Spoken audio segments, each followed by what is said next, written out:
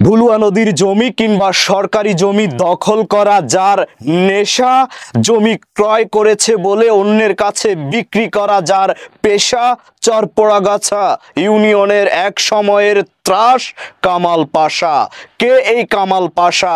সরকারি জমি দখল করে, ভুলুয়া নদীর জমি দখল করে সেখানে প্রায় অর্ধশত মানুষকে জায়গা দিয়েছে। আর এই মানুষগুলোই বিভিন্ন জায়গায় কামাল পাশার লাঠিয়াল বাহিনী হিসাবে কাজ করে যাচ্ছে। ভয়ে কেউ মুখ খুলছে না, কেউ বা মুখ খুললে কামাল পাশা তাকে দিচ্ছে হুমকি, এমনটি জানিয়েছেন স্থানীয়রা।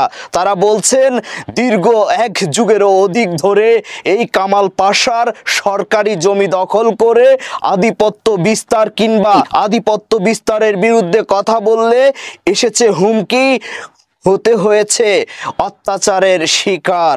কামাল পাশার আদ্যপ্রান্ত জানানোর চেষ্টা করব তল্লাশির এবারের অনুসন্ধানে।